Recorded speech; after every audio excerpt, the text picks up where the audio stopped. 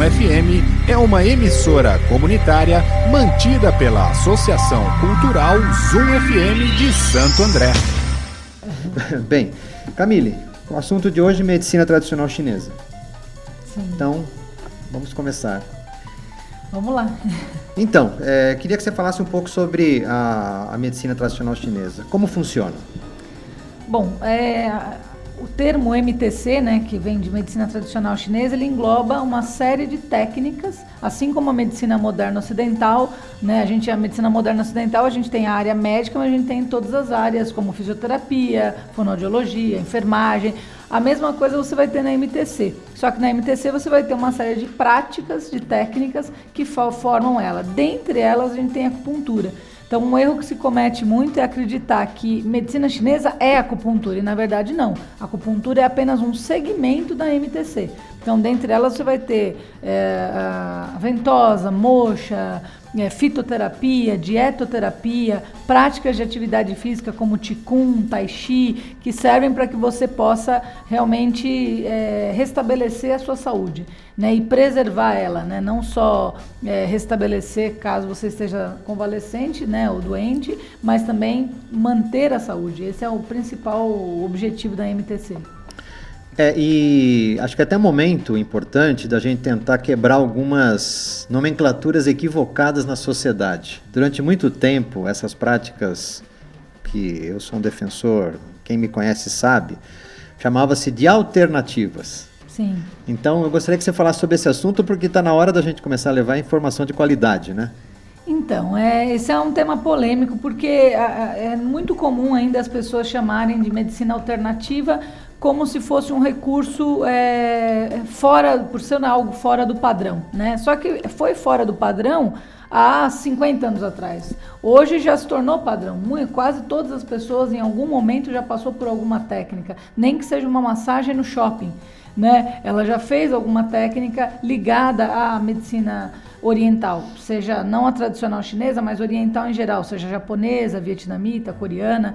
Então, assim, o termo alternativo é ruim porque ele coloca a gente numa situação como se fosse uma técnica ou outra, ou seja, ou você vai no médico, ou você faz acupuntura, ou você faz moxa, ou você faz fitoterapia. E, na verdade, você pode trabalhar em conjunto com todas as técnicas. Você não deve. Na China é feito assim. Você vai num hospital na China e você recebe concomitantemente um tratamento de medicina ocidental. Então, você vê lá o paciente com soro ou com uma determinada medicação que ele precise e junto ele recebe acupuntura, fitoterapia, alimento baseado naquela ingestão que ele necessita. Como a gente tem aqui a nutrição, o nutricionista, lá tem a dietoterapia chinesa focada no benefício do paciente. Então, o termo alternativo, na nossa concepção hoje de quem trabalha nessa área, é um termo negativo, porque você está dando como se fosse um ou outro, e na verdade a gente teria que trabalhar junto. Por isso que a Organização Mundial de Saúde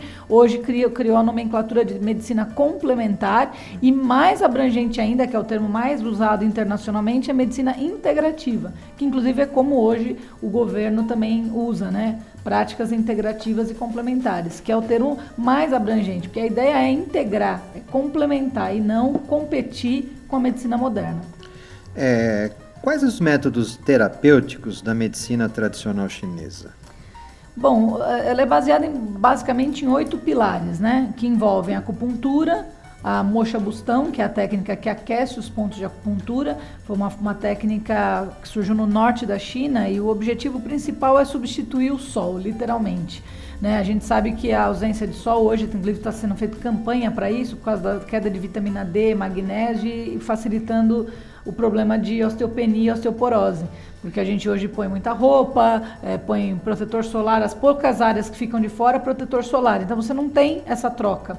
E a moxa surgiu na China por isso, porque no norte da China, onde a área que tem neve, a área de muito frio, então no período de outono e inverno, ficavam-se meses sem ter sol. E aí as pessoas adoeciam muito. Então a moxa surgiu da queima de uma erva chamada artemisia, que visa justamente aquecer os pontos para trazer esse calor e esse benefício que o infravermelho, que a moxa também emite, pode beneficiar o organismo. Então, como eu dizia, os 8 pilares, a acupuntura moxa ventosa, que é aquela técnica que usa os copos, sucção, na Olimpíada de 2 anos atrás aqui do Brasil foi muito falado, porque o Phelps, né, que é um grande medalhista, estava cheio de marcas, mas não é só ele, vários esportistas utilizam, várias pessoas conhecidas hoje utilizam a técnica. Então a ventosa é um método bem arcaico, se for ver, é uma técnica muito simples, mas é até hoje usada. Aí entra a fitoterapia, que é o tratamento com ervas, dietoterapia, que é a correção da sua alimentação, né? Então é corrigir aquilo que você já vai ingerir. O Qigong, que são as práticas de exercícios para manter a energia e o corpo em equilíbrio. Que mais que eu pulei? O Gua Sha, que é uma técnica de raspagem da pele para limpeza e desintoxicação do organismo. O Tui Na, que é a massagem chinesa, que é precursora das técnicas que a gente mais tem aqui no Brasil, como Shiatsu, Doin, a própria reflexologia. Elas derivam muito do Tui Na, que é a massagem mais tradicional na China. Então esses seriam 7 pilares, 8 pilares, né, se a gente incluir o Gua Sha, da medicina tradicional chinesa. A soma dessas técnicas é a medicina chinesa. Então ela não é só um item, como a gente tem aqui no Brasil, se fala em acupuntura e acha que se resume a isso. Não é, ela engloba bastante informação, e o profissional de medicina chinesa na China, ele tem a mesma formação do médico ocidental. Ele vai ficar lá pelo menos 5 anos diariamente estudando para ter a formação. Então não é uma formação negligenciada como é transmitido às vezes, que o pessoal acha que é uma coisa, né, quem trabalha com isso não tem conhecimento técnico, não é bem por aí. Essa pergunta que eu fiz sobre essa mudança de nomenclatura é exatamente para qualificar cada vez mais a importância dessa terapia e realmente ela entrar no rol de algo com a eficácia que tem. Porque às vezes a nomenclatura equivocada faz com que as pessoas tenham essas impressões e achar que são paraterapias ou alguma coisa do gênero. Né? Então, isso é bem complicado. Porque assim, muitas coisas que são feitas na MTC, elas têm comprovação prática ou comprovação clínica, mas não tem uma comprovação científica. Até porque a forma como a medicina chinesa trabalha é difícil de comprovar cientificamente na forma como a ciência moderna trabalha.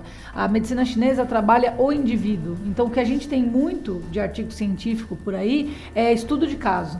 Porque você vai estudar aquele paciente, como ele responde, e normalmente ele vai responder sempre bem.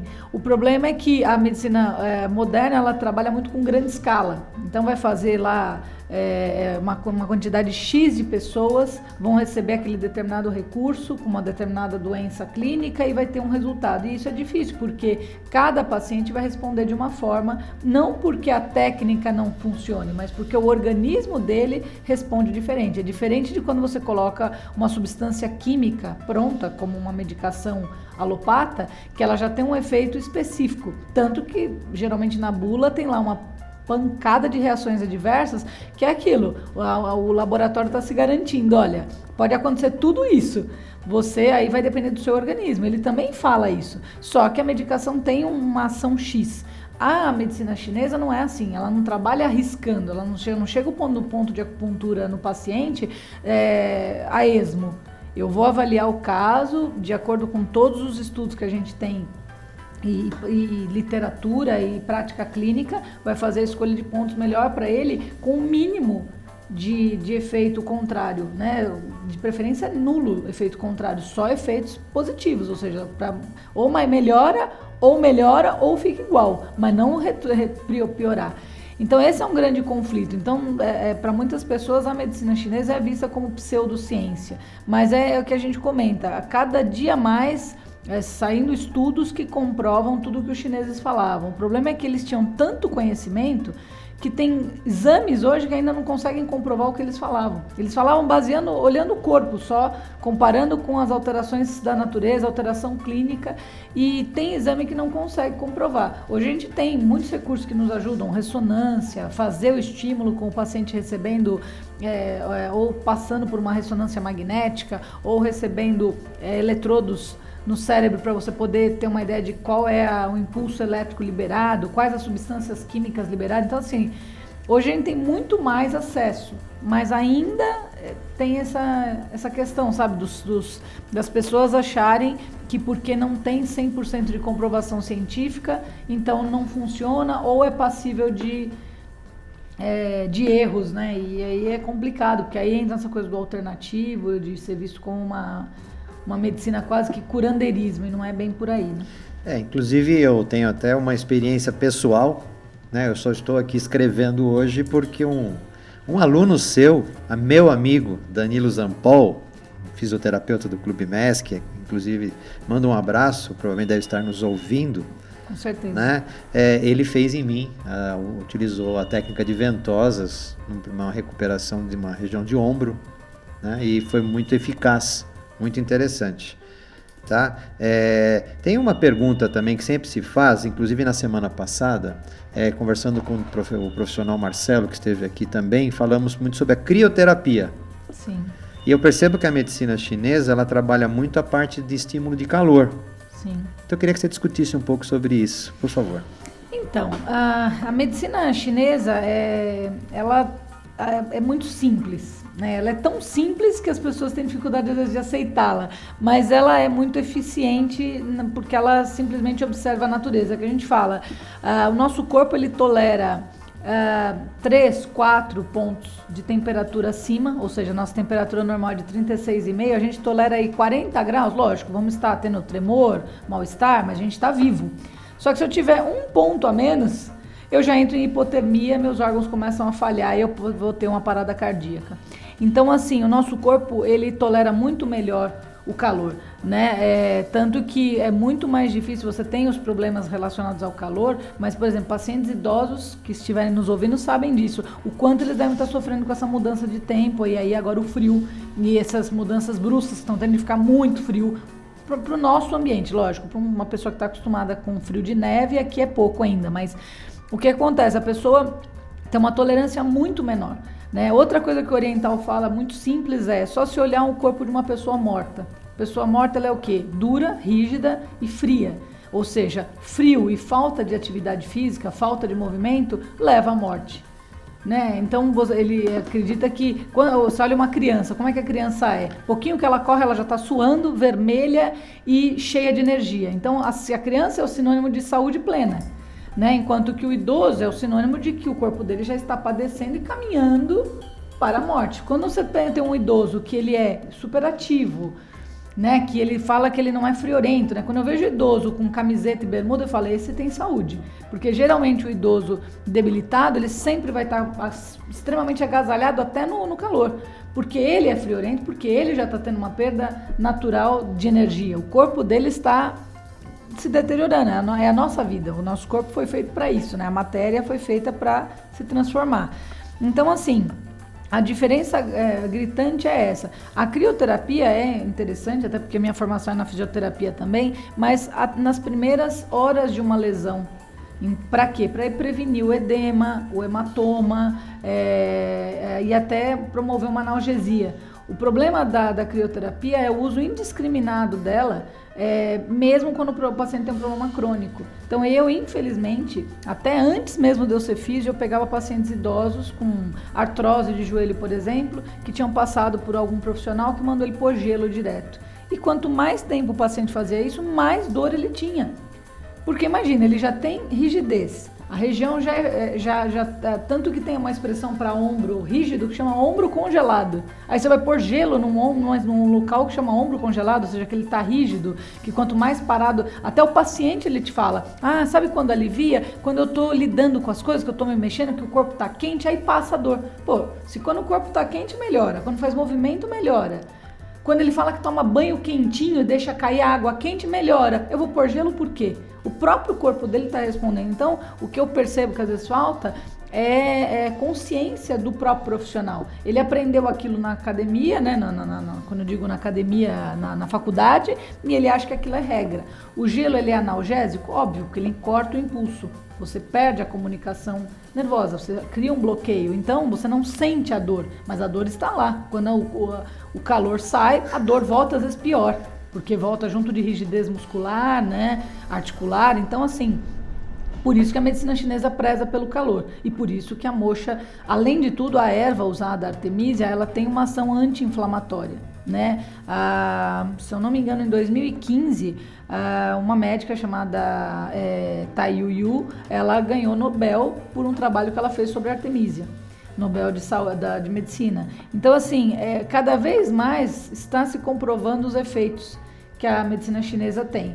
O problema é acompanhar o raciocínio, né? Há 3.000 anos eles falando disso, e a ciência agora que a gente tem exame suficiente para provar, que nem eletroneuromiografia, para provar o impulso elétrico, a própria ressonância, são exames moderníssimos, exames de 20, 30 anos. Como é que eu vou comprovar técnicas de 1.000 anos, né? Então é isso. Então a diferença basicamente do que você me perguntou é essa. O frio, ele é bom para as primeiras horas. Após um tempo de lesão, sempre a melhor alternativa é calor. Não preciso nem eu falar isso. O próprio paciente já te dá a resposta. Ele mesmo fala, olha, eu tomo banho quente, minhas dores aliviam. Então, não tem por que usar gelo, né? Inclusive, você me falou duas coisas aqui muito interessantes na sua explanação. A primeira delas, né? Esse programa, ele tem como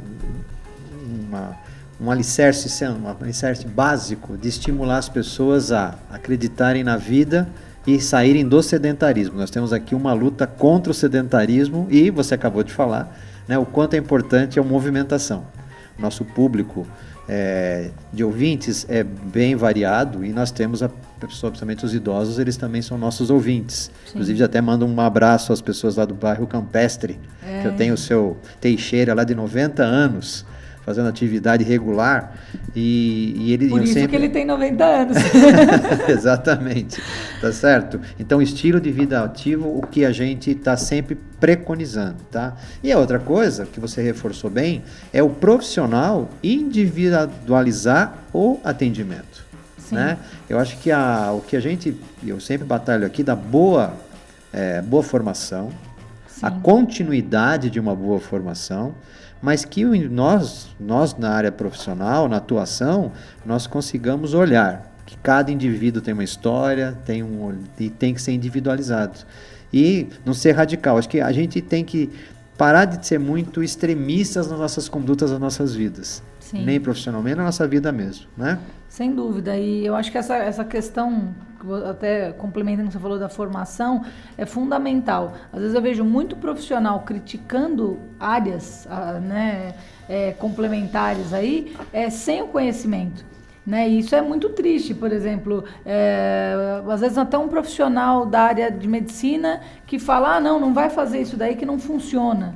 Mas ele não conhece a fundo para poder falar isso. Ele fala por preconceito. Né? É um preconceito dele, ele não conhece. Uma coisa é ele ser formado na medicina, ou ser formado na físio, ou ser formado na biomedicina, na odontologia, estudar medicina chinesa profundamente e falar, olha, não vi resultado e tal. Aí é uma experiência que ele teve, e aí eu vou ter o maior prazer de sentar para debater, porque eu posso aprender muito desse conhecimento. Outra coisa é a pessoa estudar somente a técnica dela ocidental, nunca ir atrás de nada. Aí porque ela tem receio, porque tudo que é novo, tudo que é diferente causa medo. Não é à toa que o bullying vem disso. Por que as pessoas fazem bullying geralmente com a pessoa que é diferente do normal, do padrão? Então, ela não está acostumada com aquilo, ela prefere criticar, desmerecer, colocar para baixo. Só que eu sempre falo, se você precisa desmerecer algo ou alguém, é porque você no fundo está se sentindo perdendo. Então eu percebo que muitos profissionais da área criticam essa área por não terem o conhecimento, então ele fala, melhor eu criticar do que essa área me abocanhar, né? E porque ele tem medo do que o paciente dele vai trazer. Se o paciente virar e falar, nossa, melhorei, não sei o que, eu quero dar um tempo nos remédios, a pessoa se assusta, porque fala, peraí, mas é o único recurso que eu sei usar, vou perder um paciente, vou perder um cliente. E você não perde, né? Você ganha uma nova vida, uma outra pessoa melhor. Né? Eu ganhei muitos pacientes que chegou num determinado caso que eu achei que era outro tipo de encaminhamento, pode ser até... o paciente chega com uma série de bloqueios emocionais e eu falo, olha, nós vamos até essa página aqui, mas eu acho que você precisa procurar uma psicoterapia, por exemplo. E nem por isso eu pensei, estou perdendo o paciente para o psicólogo. Não, pelo contrário, estou agregando força. O meu objetivo é que o paciente fique bem, claro, e não o meu bolso. Esse acho que é o grande problema de muitos profissionais, autônomos principalmente. Estão no desespero e pensam só na questão financeira e não no paciente. Isso, né, a gente sabe que não é o caminho mesmo. Bem, Camille, chegaram aqui algumas perguntinhas para nós. Primeiro a Lisandra Almeida, da Vila Bastos. Um abraço, Lisandra, obrigado pelo apoio, está nos parabenizando pelo programa, tá? Da Vila Bastos, obrigada. Tá certo? Aqui tem uma perguntinha, da Andréia do Parque São Vicente. Tá? Bom dia, pessoal. Quem toma sol não tem necessidade de fazer moxa? Bom, uma coisa, outra coisa é outra coisa. Vamos lá. Na verdade, o tomar sol é uma necessidade básica para todos os seres vivos, né? Não é nem só seres humanos. Há uma necessidade de todos. Você pode ver que qualquer gatinho, cachorrinho, quando ele tem uma brecha, ele vai lá para o sol. É bem importante isso. São coisas distintas, né? Às vezes você precisa moxa porque você precisa de uma área específica do seu corpo que tenha carência desse calor, vamos dizer assim, porque não é só o calor. Quando eu faço técnicas de calor, eu promovo a melhora da circulação sanguínea, porque eu vou dilatar os vasos, automaticamente a melhora da oxigenação do local, vou promover relaxamento muscular, né, de tendões, da articulação. Então, por exemplo, imagina um paciente que é idoso, ele toma lá toda manhã o seu sol matinal, mas especificamente no joelho dele, ele está de calça, às vezes não toma sol o suficiente, ou ele tem uma lesão, ele tem uma área demasiada, ele usa lá uma joelheira porque ele tem aquela dor, ele não teve o recurso suficiente, né? E só o sol é pouco pelo tempo que ele vai ficar. Então a moxa é uma técnica clínica, né? Então eu vou fazer o tempo necessário para estimular a articulação dele, a musculatura dele, para que promova de fato um efeito terapêutico. Inclusive a própria moxa ou acupuntura, ela tem tempo certo para ser feito também. Eu não simplesmente passo lá o bastão de moxa ou qualquer recurso de moxa que eu vou usar, 1 minuto e já foi feito o efeito. Não. De cada paciente tem tempo. Tem pacientes que você vai ficar 30 minutos estimulando a área. Né? Tem pacientes que 10 minutos é o suficiente, tem pacientes que você vai ficar 1 hora em terapia com ele por causa do grau da lesão, às vezes são anos de problemas, não é uma sessão que resolve. Então não é o sol, um não substitui o outro, né? Quando os chineses desenvolveram isso, eles desenvolveram pela ausência do sol e o quanto de doenças que as pessoas tinham por causa da falta do sol. Então a técnica surgiu para ajudar nisso, mas não que um substitua o outro, né? Você precisa do sol de qualquer forma, até porque o seu organismo precisa de todos os agentes que o sol emite, e você precisa da moxa geralmente terapeuticamente nas áreas específicas, que aí um profissional habilitado vai saber o que fazer.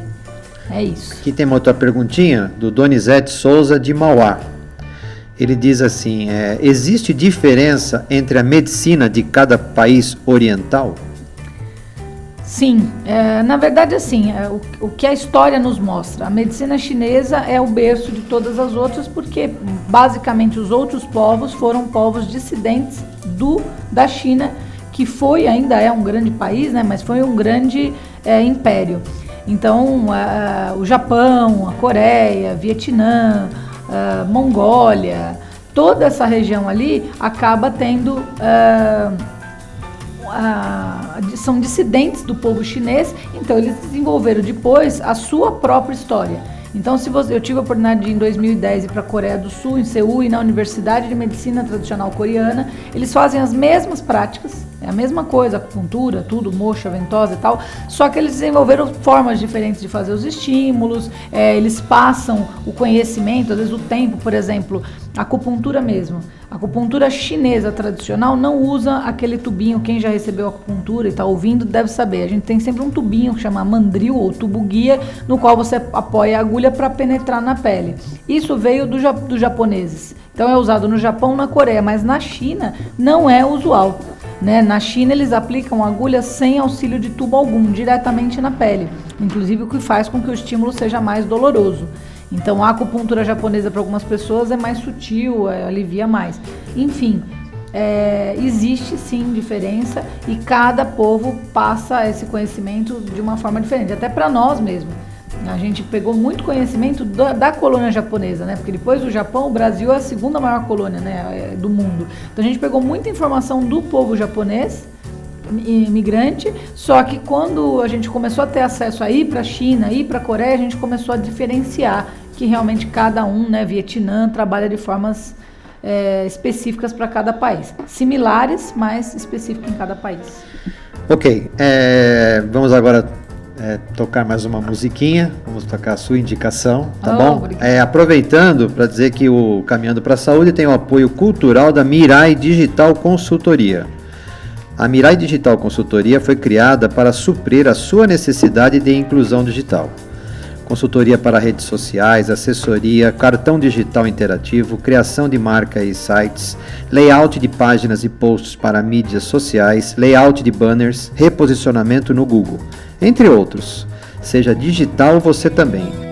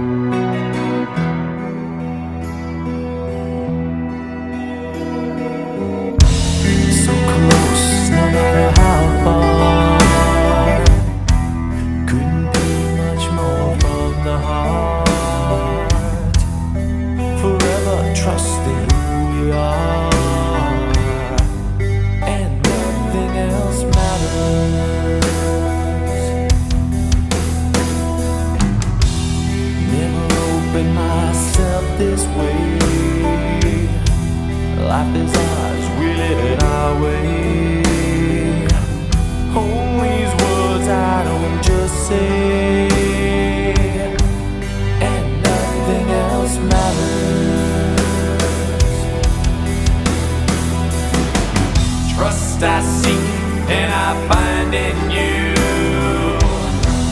every day for us something new. Open mind for a different view, and nothing else matters. Never cared for what they do, never cared for what they know.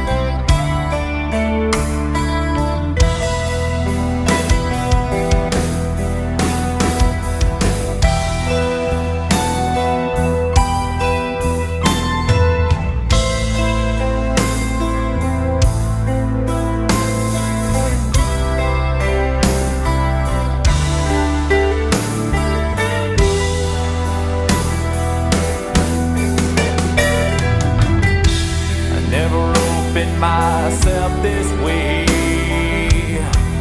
Life is ours, we live it our way.